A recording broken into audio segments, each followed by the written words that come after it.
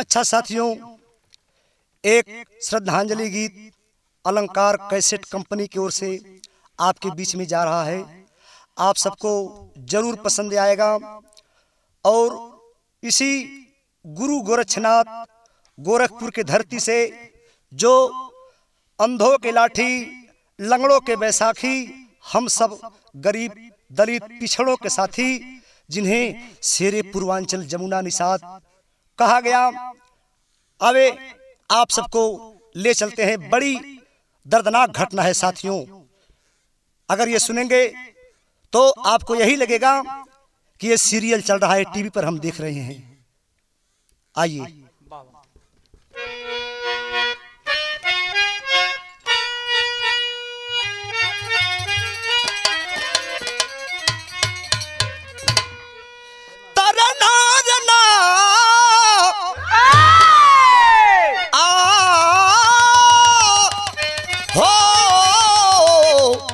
भोले बाबा जोगिया हो मोरे राम,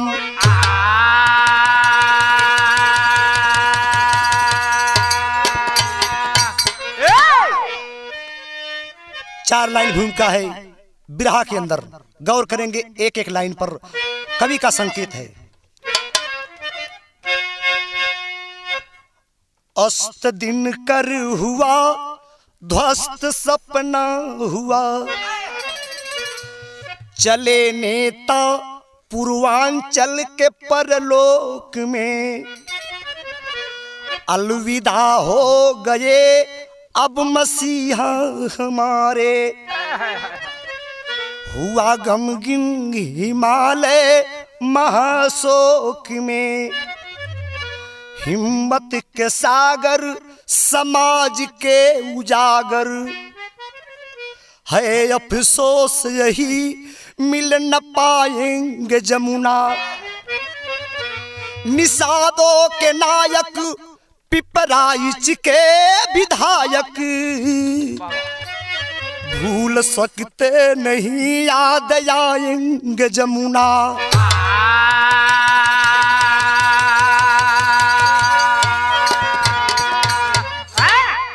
हिम्मत के सागर समाज के उजागर, है अफसोस यही मिल ना पाएंगे जमुना, निषादों के नायक पिपराइज की विधायक, भूल सकते नहीं याद आएंगे जमुना। साथियों, एक लाइन कव्वाली का टुकड़ा है।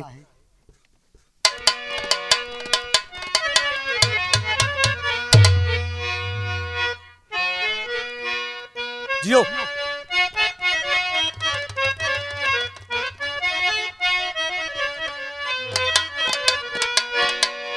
कि कर चले हम फिदा जाने तन साथियों, अब तुम्हारे हवाले वतन साथियों, कर चले हम फिदा जाने तन साथियों, अब तुम्हारे हवाले वतन साथियों, कर चले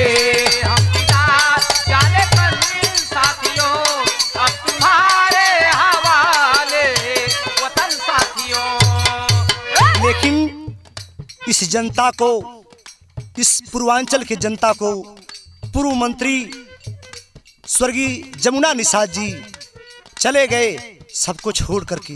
गौर करने की बात है। छोड़ जमुना चले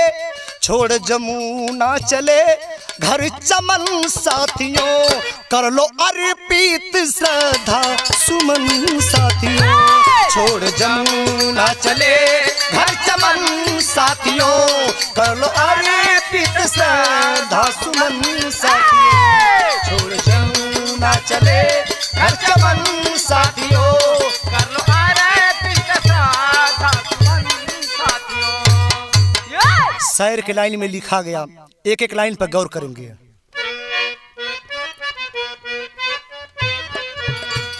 खुटहन गोरखपुर के निवासी थे जमुना, मिलनसार है सम्मुख मृदभाषी थे जमुना, निषाद कुल विभूषण दमदार थे जमुना, डूबती नैया के खेवनहार थे जमुना। संघर्ष और कर्मठता के मिसाल थे जमुना। अनारी देवी बदरी के लाल थे जमुना। संघर्ष और श्रम इनके जीवन की कसौटी था। कदम ना पीछे करते जब देता कोई चुनौती था। समयदानी श्रमदानी, समयदानी श्रमदानी रक्त के भी दानी थे। परमार्थ में समर्पित पूरा कर दिए जवानी थे। कहा गया साथियों समय के दानी और श्रमदानी इतना ही नहीं बल्कि वो रक्त के भी दानी थे। कहा गया एक लाइन भोजपुरी तर्ज लगल भोजपुरी माटी के गीत।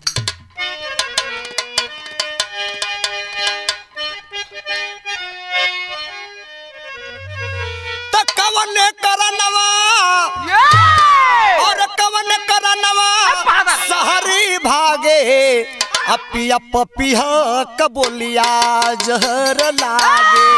या पपिया कबोलिया जहर लागे, या पपिया कबोलिया।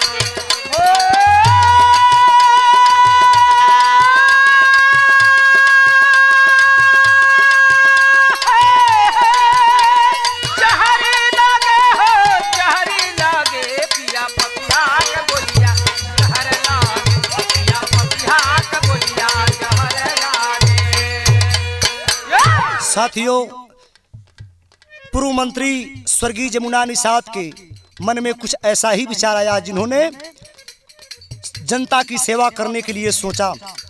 कहा गया किसी गोरखपुर खुटहन धरती के निवासी उन्होंने सोचा कि मैं जनता का सेवा करूंगा, इसलिए ग्राम प्रधान का चुनाव लड़े।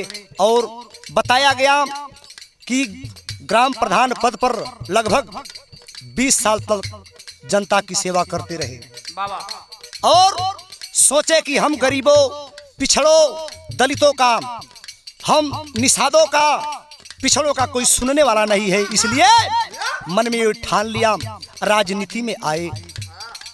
पूर्व मंत्री स्वर्गीय जमुना निषाद भाव स्थल पर गौर करेंगे। अरे दियावे का सबके, अरे दियावे का सबके अधिकरवा राजनीतिया में जइले निषाद हीरावा। राजनीतिया में जइले निषाद हीरावा, राजनीतिया में जइले।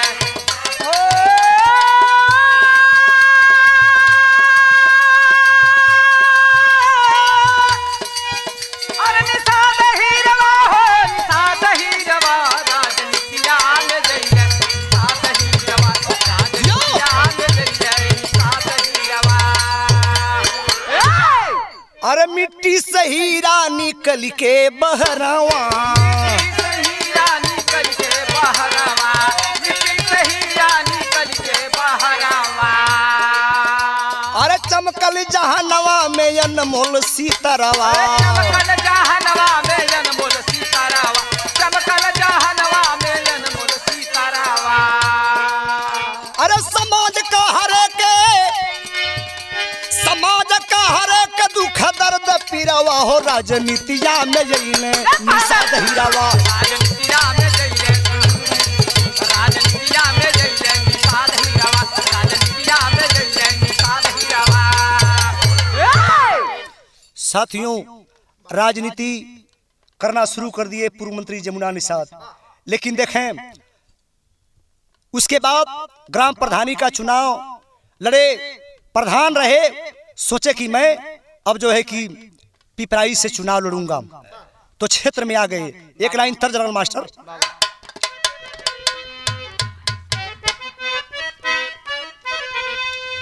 वह गीत के लाइन बाकी तर नरिया रवा के बारी। अरे तर नरिया रवा के बारी ऊपर श्याम गेंदा लगाई दा। तर नरिया रवा के बारी ऊपर श्याम गेंदा लगाई। तर नरिया रवा के बारी ऊपर भावस्थल पर गौर करेंगे। लिखा गया, अरे बाजल चुनावी जब डंका, अरे बाजल चुनावी जब डंका, उतर गई सामर में बंका। बाजल चुनावी जब डंका, उतर गई सामर में बंका। बाजल चुनावी जब डंका, कर्म भूमि बनवल पिपराई चक धरतिया, अरे मिलल स्नेह प्यार बढ़ल प्रीतिया।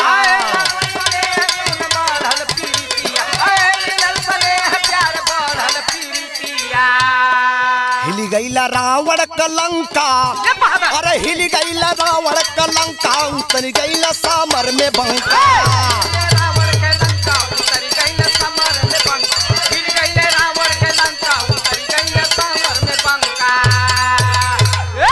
पिपराइच विधानसभा के लोगों का स्नेह मिला, प्यार मिला, बराबर चलते रहे। लोगों ने संकेत किया कि नेताजी आप विधायक का चुनाव लड़िए, हम सब आपके साथ में हैं। तो मेहनत किए, परिश्रम किए। हुआ क्या, एक लाइन तर्ज मिलल,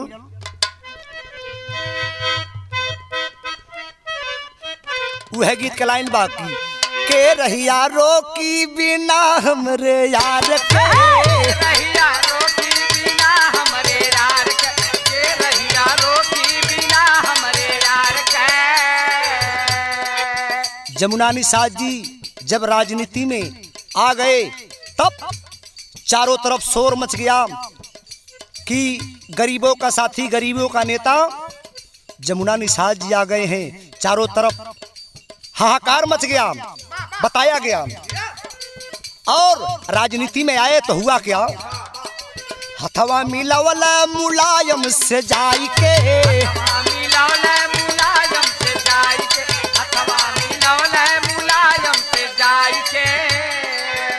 अरे विख्यात भइला दुनिया में, विख्यात भइला दुनिया में, हौसला बढ़ाई के कि हथवा मिलावल मुलायम से जाई के, हथवा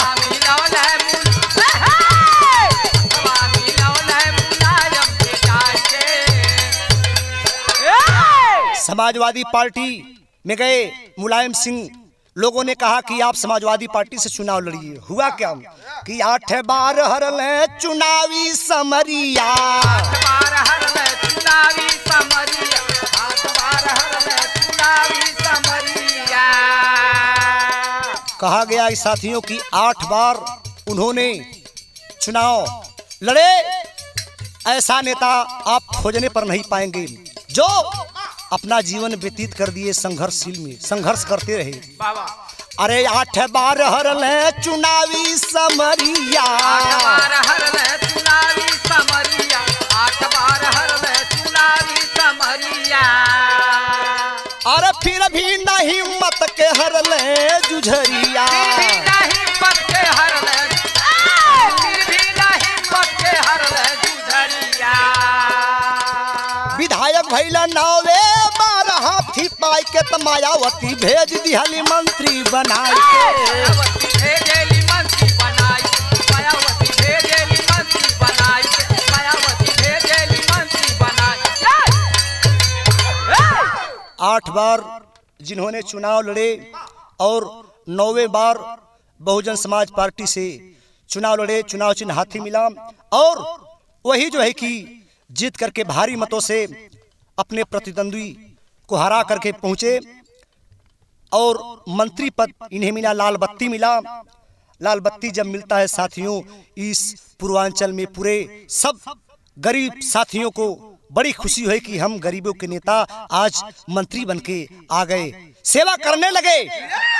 आगे लिखा गया, एक लाइन तर्ज लगल,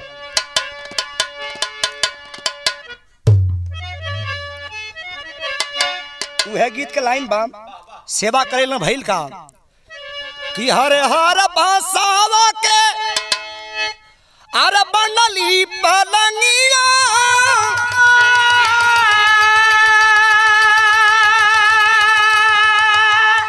ऊपर से लाला की वो हार हो, हरे हरे बसावा के बनली पलंगिया, ऊपर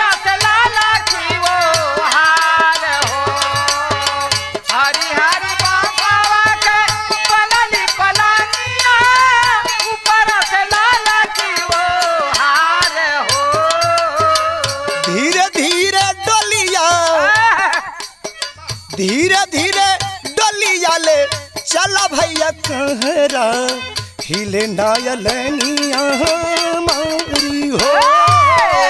धीरे धीरे डोलिया ले चला भैया कहरा हिले नायलनिया। मार हो। जय हो जय हो। धीरे धीरे डोलिया ले चल भैया कहरा हिले नायलनिया मार हो। साथियों, जो बात 2008 में चुनाव लड़े, विधायक हुए, लेकिन देखें गौर करेंगे एक एक लाइन पर। कहा गया 24 मई 2008 के दिन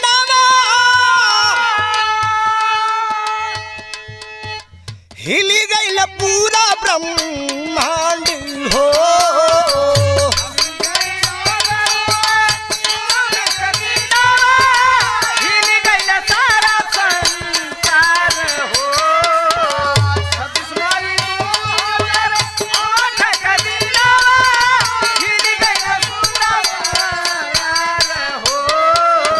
सरोजा बिटिया के पापी लुटल इज्जतिया, सरोजा बिटिया के पापी लुटल इज्जतिया, होई गईल कोतवाली कांड हो।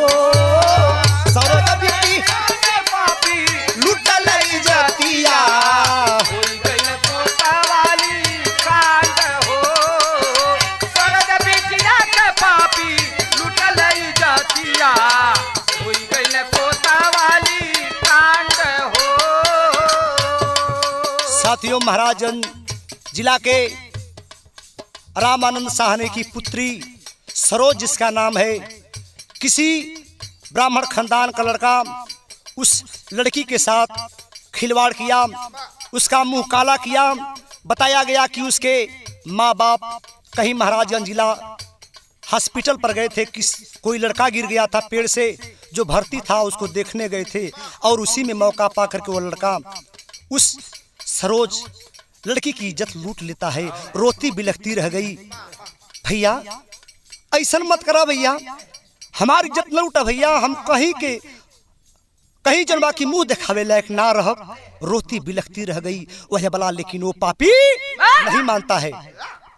लेकिन देखें एक लाइन यहाँ तर्ज लगल,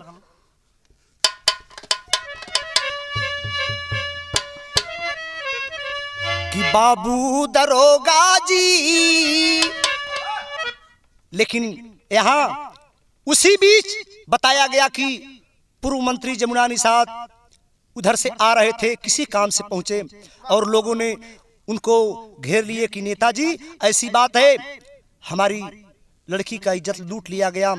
थाने में गए, कंप्लेन नहीं लिखा गया, डांट करके भगा दिया गया, भाग जाओ। ऐसा क्यों? आखिर हम गरीबों के नेता अगुआ तो आप ही हैं। नेताजी से जब इतना बात लोग कहलम, तो कहला कि अच्छा, हम जितना भी हो सकेगा हम आप सबका मदद जरूर करूंगा। लेकिन देखें षड्यंत्र की तरह पूर्व मंत्री जमुना निषाद को जो है कि जेल में बंद करा दिया गया, कि इन्होंने ये घटना किया, कोतवाली कांड इन्होंने किया है। लिखा गया कि मंत्री हो जमुना जी, कि मंत्री हो जमुना जी, अरे पूर्वांचल में हो गई विख्यात। मंत्री हो जमुना जी, पूर्वांचल में हो गई विख्यात। हो जमुना जी, पूर्वांचल में हो गई विख्यात। महाराजगंज कोतवाली कांड में मुआला कृष्णानंद, अरे घटना के आरोप में नेता, अरे भैल जेल में बंद। मंत्री हो जमुना जी, कि मंत्री हो जमुना जी, पूर्वांचल में हो गई विख्यात। मंत्री हो जमुना जी, पूर्वांचल में हो गई, मंत्री हो जमुना जी, पूर्वांचल में हो गई विख्यात। षड्यंत्र की तरह पूर्व मंत्री जमुना निषाद जेल में हैं, लेकिन देखें टेरी के लाइन में लिखल गेल भैया,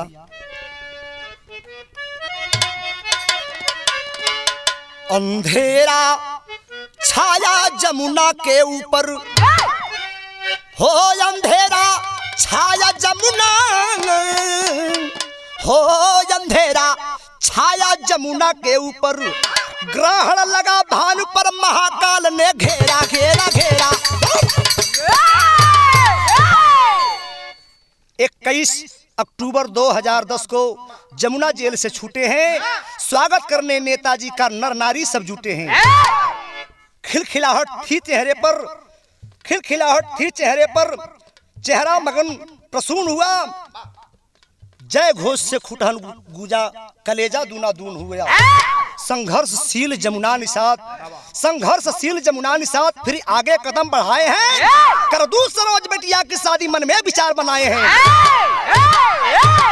अपने ही गांव के लड़के को, अपने ही गांव के लड़के विनोद से शादी तय करवाए हैं।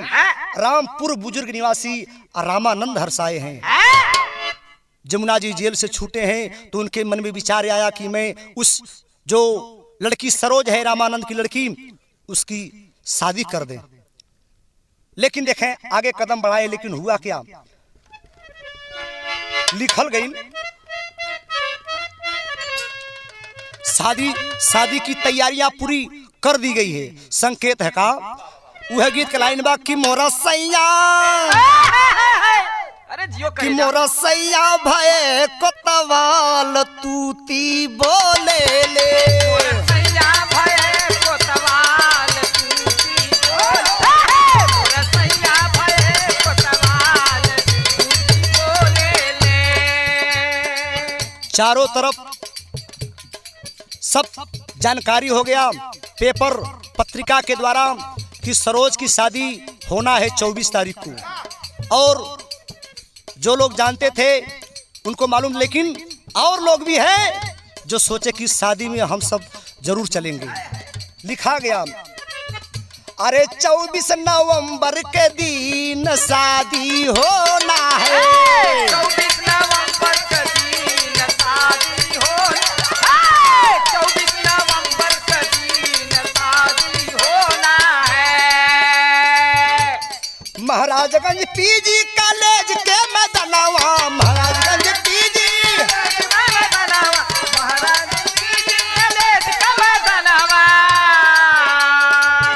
है बराती हाय है बराती होई कन्या दनवा, है बराती होई कन्या दनवा, है बराती होई कन्या दनवा। सब भइले व्यवस्था में लीन शादी होना है। भैया व्यवस्था में लीन शादी, सब भैया व्यवस्था में लीन शादी होना है। साथियों बताया गया शादी का डेट रखा गया, इतना ही नहीं तिलक फलदान जिस दिन रखा गया उसी दिन की तो ये बात है। विदेशिया के लाइन में कहल गई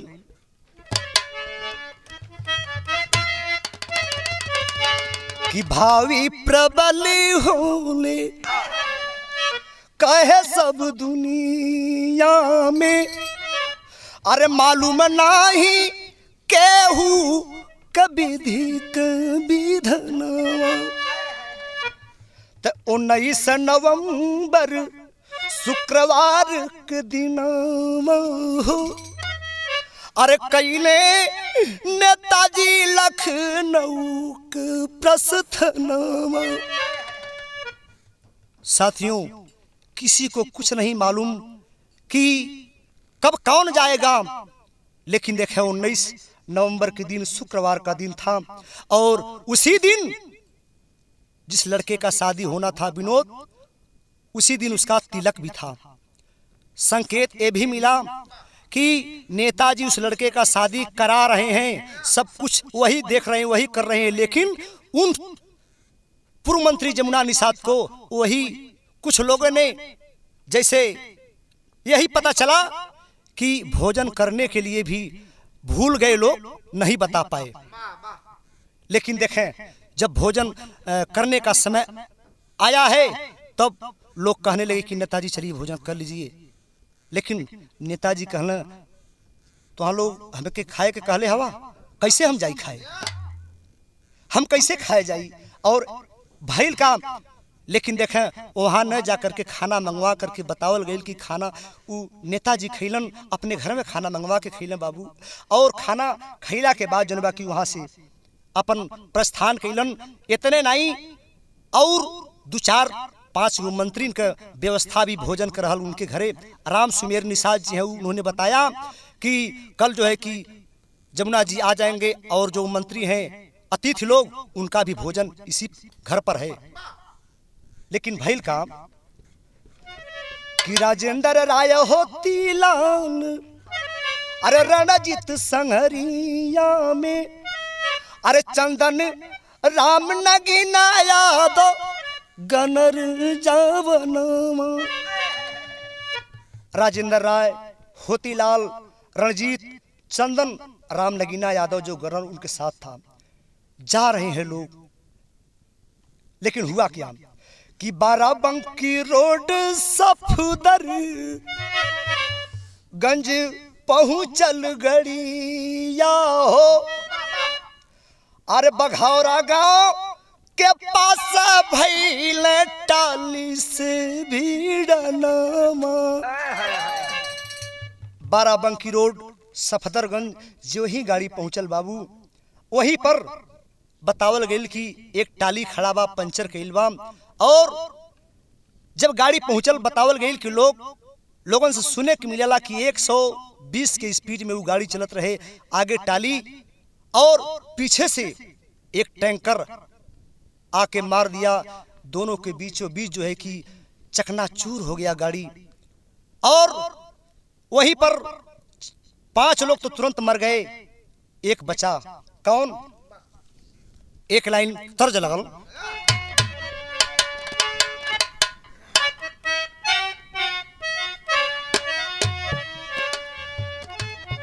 वह गीत के लाइन बा जौन शादी विवाह में औरतें गावेली।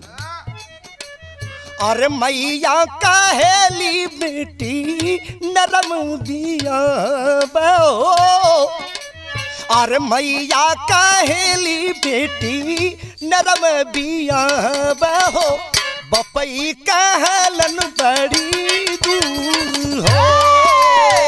मैया कहेली बेटी नरम बिया बहो, बपई कहले बड़ी दूर हो।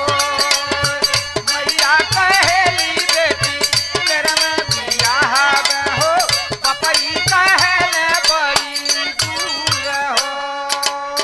मैया कहेली बेटी नरम बियाह हो, बपई कहलन बड़ी दूर हो।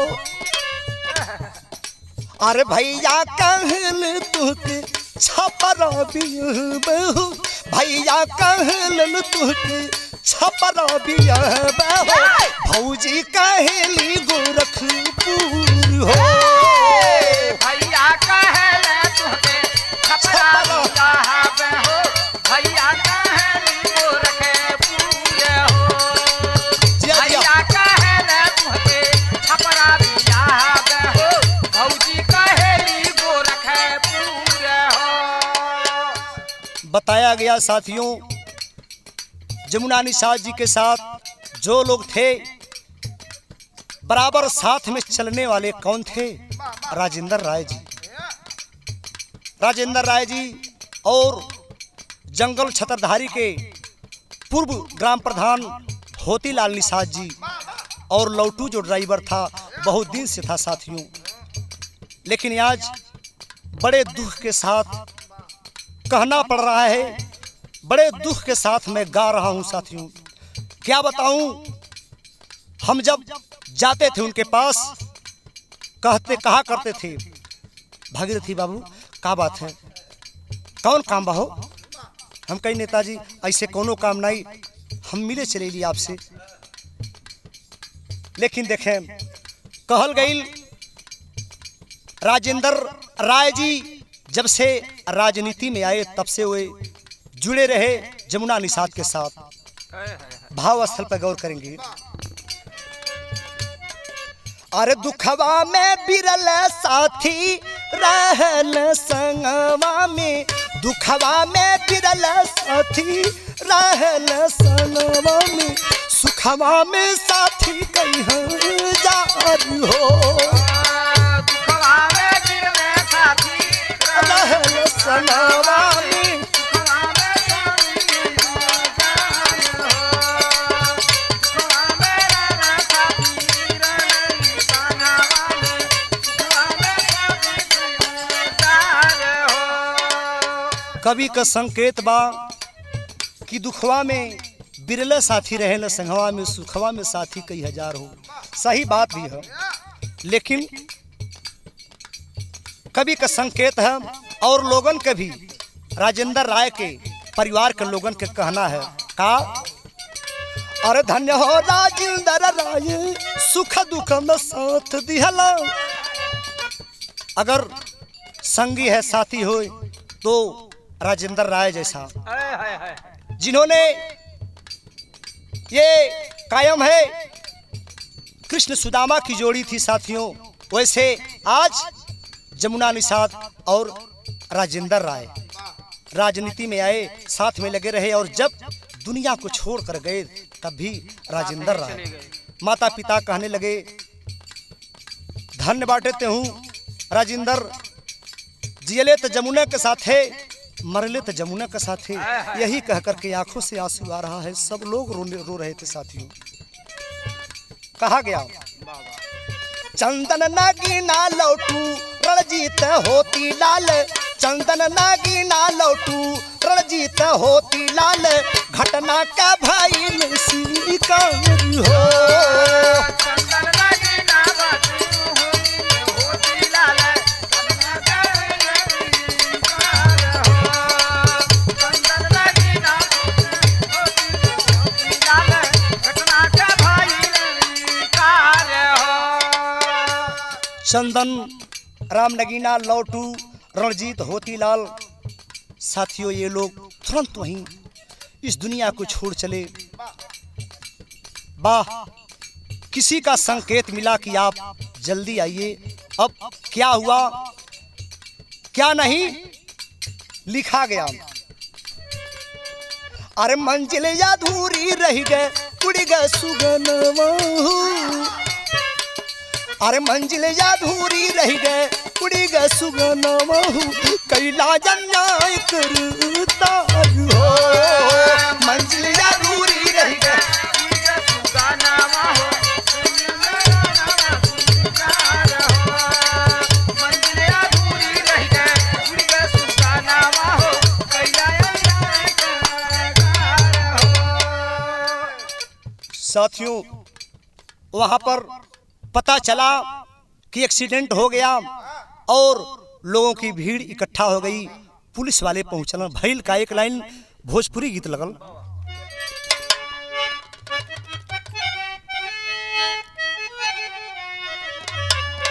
अरे निबिया का पेड़ जनी कटिहाए बाबा, अरे निबिया का पेड़ जनी कटिहाए बाबा, निबिया चिरैयन के बसे रहो।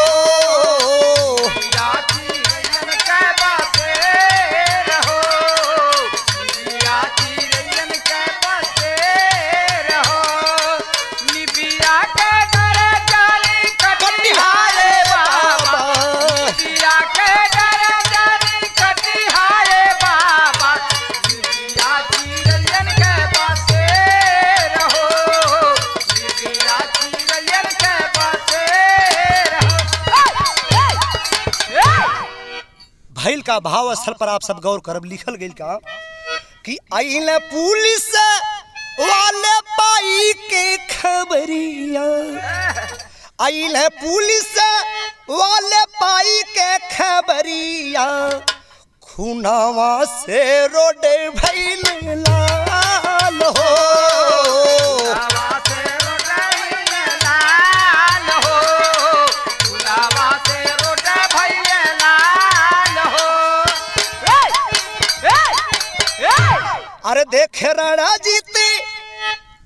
चलती रहन ससिया। भीड़ इकट्ठा हो गई, पुलिस वाले आए और साथियों वो वहीं पर एक्सीडेंट हुआ। बताया गया कि वो खून से लताफत और लाल हो गया रोड। कुछ ऐसे भी लोग थे, बताया गया कि वहाँ देखे उतने जो है कि काफी लोग 4-5 लोग इकट्ठा एक ही साथ इस दुनिया को छोड़कर चल गए। लेकिन बतावल गई ऐसनो सूचना मिलल कि जे भी देखलस मूर्छित 2-1 लोग वहां हो गई न, देख करके बेहोश हो गई। भैल का अरे देखे रणजीती के चलती रहल ससिया, कि देखे रणजीत के चलती रहल ससिया। भर्ती कैले गैल अस्पताल हो। साथियों बतावल गई कि रणजीत के सांस चलत रहल, जिंदा रहल। ओके लोग पुलिस वाले गाड़ी पे उठा के ले गईलन, हॉस्पिटल में भर्ती कैलन। लेकिन एक लाइन तर्ज लगल,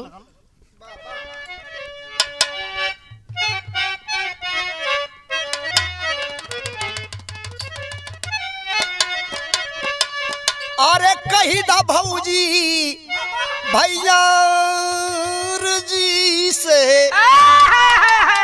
अरे कही दा भौजी भैया जी से, कि दे दे मोरी गावा नवारा।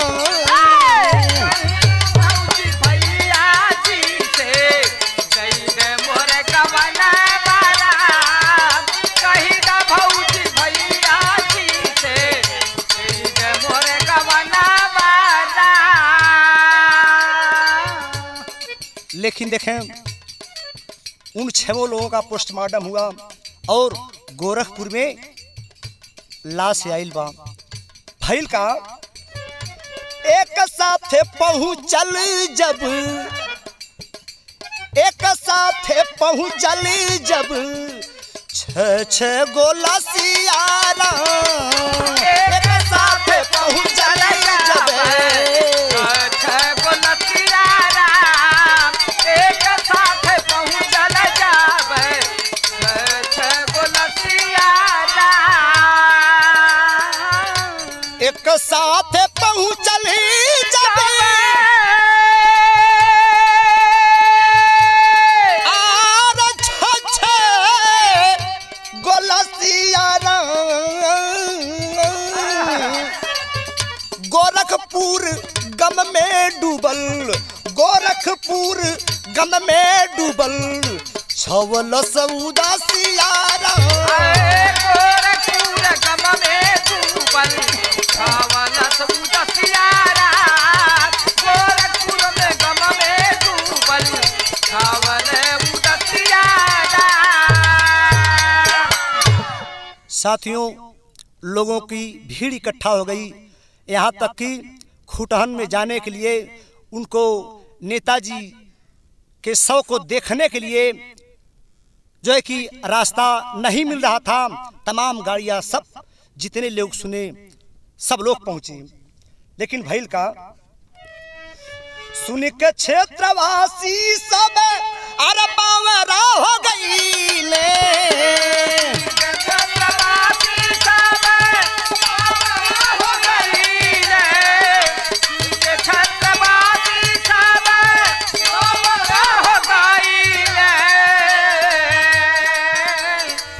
नेताजी जवन जकरे साथे कैले हलन, सब लोगन के आंख से आंसू आवे लगल। का नेताजी इतना दिन तो जेल में रहला और जेल से मात्र निकलने के 1 महीना में 1-2 दिन बाकी रहल, हमनों को छोड़ के चल गया नेताजी। आंख से आंसू आवे लगल, जे जहां बा वही रोवता, रोवत पहुंचल। चाहे महिला हो या पुरुष हो, सब लोग पहुंचे। सुनी के क्षेत्रवासी सब बावरा हो गई ले। क्षेत्रवासी सब बावरा हो गई ले। क्षेत्रवासी सब बावरा हो गई ले। जी का दर्शन बादे खूटहन में गईले। नेताजी के दर्शन पावे खूटहन में गईले। नेताजी के दर्शन पावे खूटहन में गईले। देखी के कलेजा फाटे, देखी के कलेजा फाटे, सरिता भैली अखियारा। देख के कलेजा फाटे सरिता भैली अखियारा। देख के कलेजा फाटे सरिता भैली अखियारा। देखी के कलेजा फाटे सरिता भैली अखिया राम। हाय हो मसीहा हमरे भैला स्वर्ग बसिया राम। सब लोग रोवत मन, सबके आंख से आंसू आ रहल बा कि आज हम गरीब दलित पिछड़न के एगो नेता रहना, इहो दुनिया के छोड़ के चल गई। इतने नहीं, ई निषाद विकास महासभा के जे लोग भी रहल, अध्यक्ष पुन्नीलाल निषाद, श्यामदेव निषाद, राधे श्याम निषाद और पूर्व ग्राम प्रधान जंगल धूसर के राजेंद्र निषाद, हरिराम निषाद, ऐसन ऐसन लोग ये निषाद विकास मंच के नेता लोग सब एक साथे और सब लोग रोवत हुए आंख से आंसू। आखिर हम अब किकरे लगे जाए, किसे का कहब। लेकिन भैल का कहा जाता है साथियों, हमारे लोकगीत बिरहा पूर्वांचल सेवा संस्थान के डॉक्टर सुरेश चंद्र यादव कवि जी जो महासचिव हैं, उनका संकेत है, कहना है कि आदमी चला जाता है, आदमी चला जाता है, कीर्ति अमर होती है, सावन गुजर जाने से जल की कदर होती है। लेकिन जो पूर्व मंत्री जमुना निषाद को जिन्होंने परिश्रम किया, मेहनत किया, यहाँ से बॉम्बे तक बताया गया कि उनका मकान भी बॉम्बे में है, जिनका नाम भीम निषाद बताया गया। तो भीम निषाद कहते क्या है, सचमुच निषादों के नेता थे जमुना, सचमुच निषादों के नेता थे जमुना, शोषित मजलूमों के चहेता थे जमुना। है अफसोस यही मिल ना पाएंगे जमुना, लेकिन हमेशा हमें याद आएंगे जमुना। ये भीम निषाद जी का संकेत है, जिन्होंने बड़े ही परिश्रम के बाद परिश्रम किया और मेहनत किया कि हमारे पूर्वांचल के शेरे पूर्वांचल जमुना निषाद जी जब बाहर आ जाएंगे तो कोई कहने वाला नहीं और नेता हुए, लेकिन ऐसा किसी ने नहीं किया। भीम निषाद ने बहुत प्रयास किया, बहुत मेहनत किया और मेहनत उनका सफल हुआ। जमुना निषाद जी जेल से बाहर आए, लेकिन देखें फिर षड्यंत्र रचा गया, संकेत है। और उसी बीच में खुटहन सब लोग पहुंचे, जहां अंतिम संस्कार भइल, वही खुटहन के धरती पर तमाम लोगों का भीड़ इकट्ठा बा।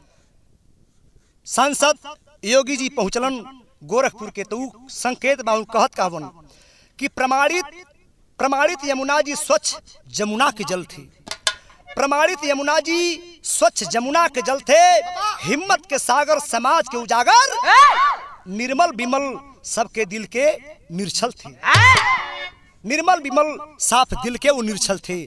जमुना ऐसे व्यक्ति थे, संघर्षशील थे और निर्छल थे, उनका जोगी जी का कहना है। लेकिन उनका लड़का जो अमरेंद्र निषाद है उसका ये संकेत है, कहते थे पापा पढ़ाएंगे बेटा, वही याद आ रहा है, आंख से आंसू आ रहा है और रो रहा है लड़का। कहते थे पापा पढ़ाएंगे बेटा, सपना हम सबका सजाएंगे बेटा, श्रम और सुकर्म से प्रगति करोगे, तमन्ना है डॉक्टर तुमको बनाएंगे बेटा। पापा कह के यही वो लड़का सोच रहा है। लेकिन देखे भैल का पहपट के लाइन में लिखल गया,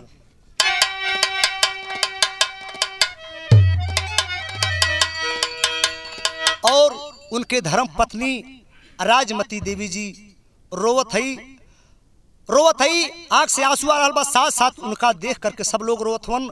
वही लाश के ऊपर जब दिखली तो मूर्छित होके गिर गईली और पानी का लोग छींटा मारा था, फिर होश आवा था, रोवत हई सैया जी हमके छोड़ के अधजल में चल गई सैया जी, बाबू के कहत रही रहुआ कि हम डॉक्टर बनाई पढ़ाई, आखिर ये पढ़ाई कैसे पूरा होई सैया जी, कवन गलती हमरा से भइल।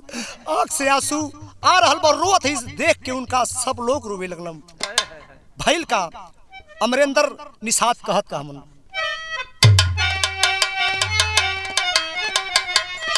कि रही गया अधूरा सब सपनावा मनावा बाउरबा,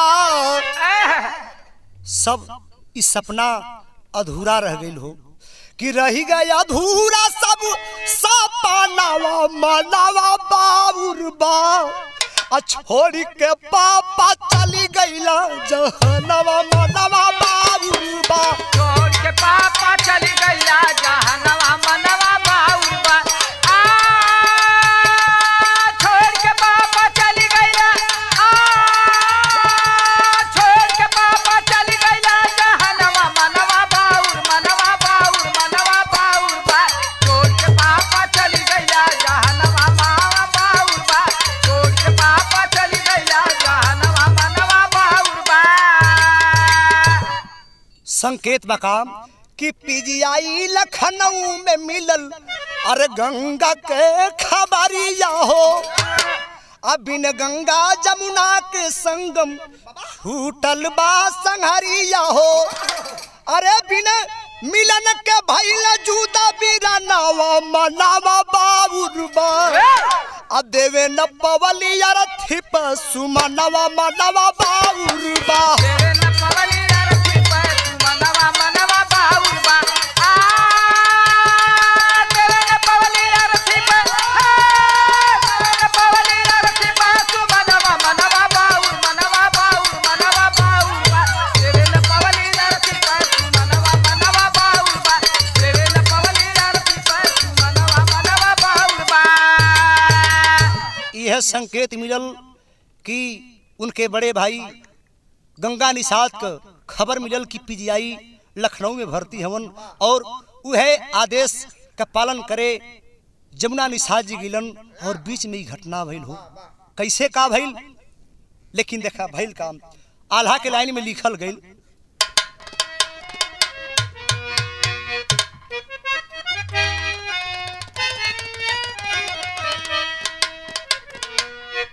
हाय राम कि जौन गौआ में रौनक और खुशहाली रहल भैया, ओही गौआ में छवलस मातम अंधकारी, केहू के घरावा में चूल्हा नहीं जरल बाबू, करुणा कंदन से गुजर चीखा हो पुकारी। सब लोगन पूरा गांव रोवत बा, केहू के घरे खाना न बनल। आज वह खुटहन का धरती, जहाँ गुलाब चौरा का धरती, जो लोग पूजा पाठ कराला हमेशा कराही चढ़ावे, वहीं बहुत बढ़िया विराट कुश्ती का दंगल भी रखल गई और हम सबके भी प्रोग्राम बराबर जमुना जी करावे और बुलावे। कहो कौनो कार्यक्रम हो, इतने ना धर्म पत्नी राजमती अचेत होई जाली भैया, और धजल में छोड़ गईला सैया हमारी, बेटा अमरेंद्र के डॉक्टर के बनाई स्वामी, और गिर गईले हम दुखवा के पहाड़ी, नीता यो अनीता रोवे, अरे नीता यो अनीता रोवे लसिया के ऊपर आ भैया, अरे रोवे भाई बंधु सब ठोकी के कपरी। साथ ही साथ पूरा परिवार, उनके बड़े भाई बेचन जी रो रहे हैं और उनके छोटे भाई श्री भागवत, साथ ही साथ उनके बड़का भैया बेचन कहलन का रे जमुना, हम तो के गोदी में खिलौली आ ते हमहू को छोड़ के चल गई ले। आँख से आंसू आवे लगल। छोटहल भाई रहना है जमुना निषाद, सबसे बड़ा बेचन जी रहना। आँख से आंसू आवे लगल और सब लोग रोवत हमार भाई साहब। कहल गई इतने ना ओ अंतिम संस्कार में तमाम लोग पहुंचल भी। हम सब अपने साधन से सब लोगों जे भी रहल सब पहुंचल और महाराजगंज जिला से चिनकूलाल निषाद जी, डॉक्टर सुरेश चंद यादव कवि जी और पनीरा की धरती से कोयल भैया, मुराली भैया और बतावल गई कि स्वामी प्रसाद मौर्य, दद्दू प्रसाद जी वर्मा, राम प्रसाद चौधरी, सदल प्रसाद, राजेश त्रिपाठी, धर्मराज जी, कमलेश पासवान, पीके राय, बजरंग बहादुर, यशपाल रावत, पंकज चौधरी, हरिलाल निषाद, राजेंद्र निषाद और भीम निषाद, पुण्यलाल निषाद और श्याम देव निषाद, सब लोग वहां पहुंचे। अंतिम संस्कार किया गया साथियों। खड़ी में लिखा गया,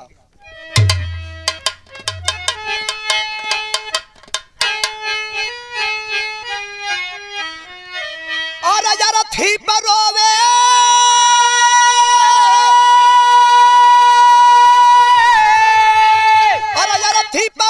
लोग कंधा लगाई के, अब न मिलबा नेताजी।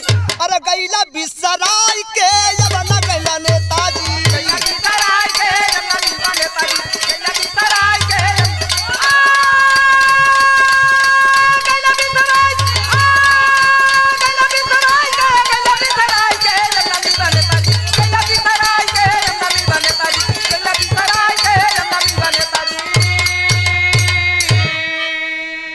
सब लोग के मुंह से यह निकला था का कि के जब समाज के हो करी है लड़ाई, के हो समाज के हो लड़ी है लड़ाई, करी मार्गदर्शन के करी अगुवाई। अरे छोड़ दिया लयध जल में नैया डुबाई के, अब न मिलबा नेताजी। अरे गैला बिसराई के, अब न मिलबा नेताजी।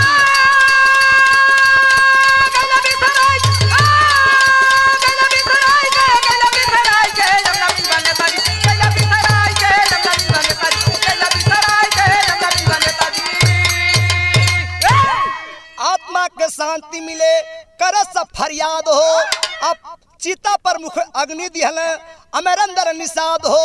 अरे पूजा होई खेत में समाधि लगाई के, अब न मिलबा नेताजी। आ गैला बिसराई के, अब न मिलबा नेताजी।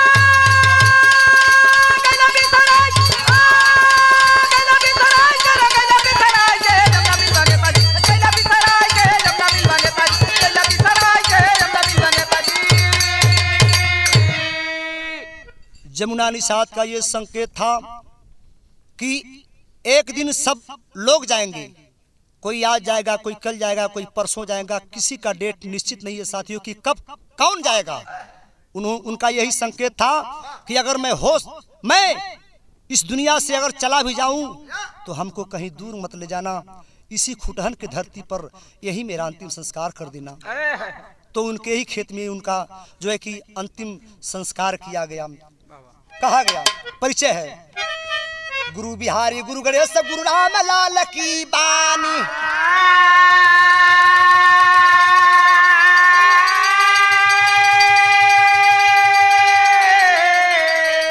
अरे बच्चन चंद्रिका कवि नरेश आंखों से